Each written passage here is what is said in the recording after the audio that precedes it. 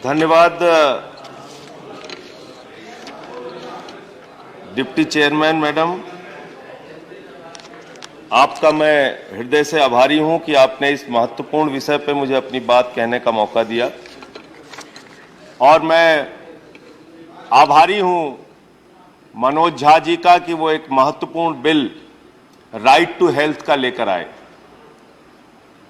Madam, इस देश में जब ये महसूस किया गया कि लोग भूखमरी का शिकार हो रहे हैं, भूख के कारण मौत हो रही है, तो राइट टू फूड का बिल पास किया गया। जब ये महसूस हुआ कि शिक्षा में देश लगातार पिछड़ता जा रहा, अच्छी शिक्षा लोगों को नहीं मिल पा रही, तो राइट टू एजुकेशन का बिल पास हुआ। आज हम ऐसे हालात में खड़े हैं मैडम, जहां पर कि पूरी दुनिया, न सिर्फ हिंदुस्तान, पूरी दुनिया कोरोना जैसी महामारी से अभी भी जूझ रही है। हिंदुस्तान में भी कोरोना के कारण लाखों लोगों की मौत हुई। और मैडम, हम लोगों ने देखा कि उस कोरोना के कारण जो गरीब लोग थे, जो किसान थे, मजदूर थे, सैकड़ों किलोमीटर तक पैदल चल के अपने घर गए। जहां वो रहते थे इलाज नहीं मिल पाया। हमने देखा रेल की पटरियों पर जब वो थक गए चलते चलते, बैठकर खाना खाने लगे, नींद आ गई, रेल उनके ऊपर से गुजर गई, उनकी मौत हो गई, लेकिन उनको इलाज नहीं मिल पाया, वो घर नहीं पहुंच पाए। स्वास्थ्य हम लोगों के लिए बहुत महत्वपूर्ण विषय है मैडम। माननीय स्वास्थ्य मंत्री जी यहां पर बैठे हैं और मैं इनका बड़ा सम्मान करता हूं। स्वास्थ्य मंत्री जी ने पिछले दिनों एक बड़ी पहल की और ऐसा करना चाहिए, बाकी मंत्रियों को निश्चित रूप से इनसे सीख लेनी चाहिए। ये स्वयं एक सामान्य नागरिक बनके मैडम जब एम्स अस्पताल में गए तो इनको वहां पर रोक लिया गया, इनके साथ अच्छा व्यवहार नहीं किया गया। हमारे देश के स्वास्थ्य मंत्री मैडम और ये खुद रूबरू हुए कि वास्तव में अस्पताल में किस प्रकार की कठिनाइयों का सामना एक मरीज को या उसके साथ के लोगों को करना पड़ता है। और इसलिए मैं ये बिल्कुल नहीं कहूंगा कि स्वास्थ्य का मुद्दा राजनीतिक मुद्दा नहीं है, यह कहना गलत होगा मैडम। शिक्षा का मुद्दा राजनीतिक मुद्दा नहीं है, यह कहना गलत होगा, क्योंकि राजनीति ही तो तय करती है कि स्वास्थ्य पे कितना बजट होगा, शिक्षा पे कितना बजट होगा, सड़क पे कितना होगा, पानी पे कितना होगा, बिजली पे कितना होगा। इसलिए राजनीतिक मुद्दा है।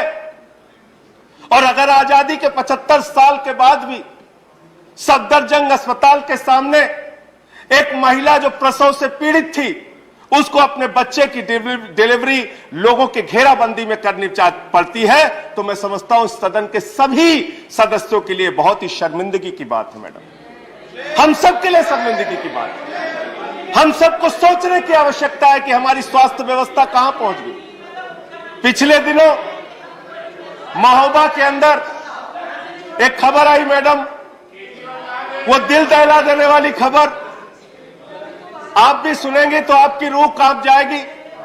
एक मासूम बच्चा एडमिट था महोबा के अस्पताल में, चींटियों ने उसको खा के मार दिया। चींटियों ने, गलत कह रहा हूं तो मेरे ऊपर कार्रवाई कीजिएगा मैडम। इस प्रकार की स्वास्थ्य व्यवस्था में हम लोग जी रहे हैं।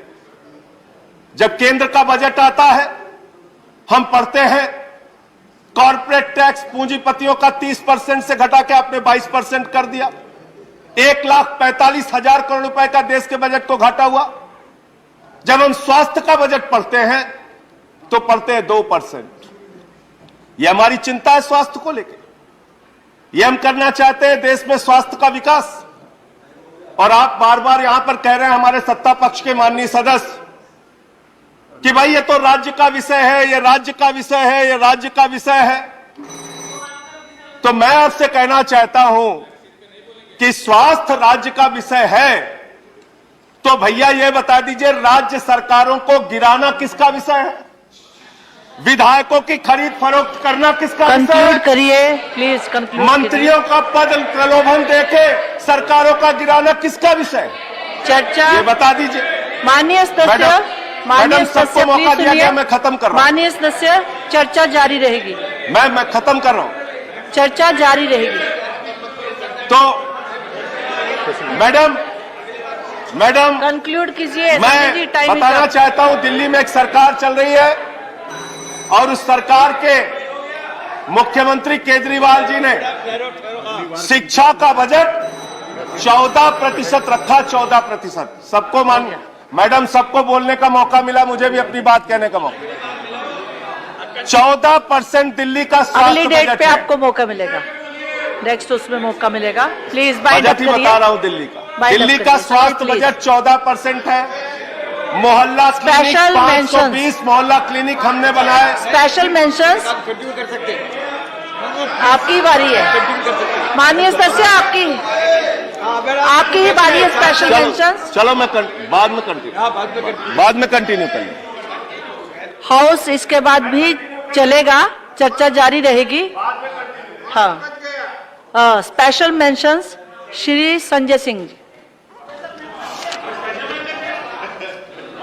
मतलब रुकवा दो।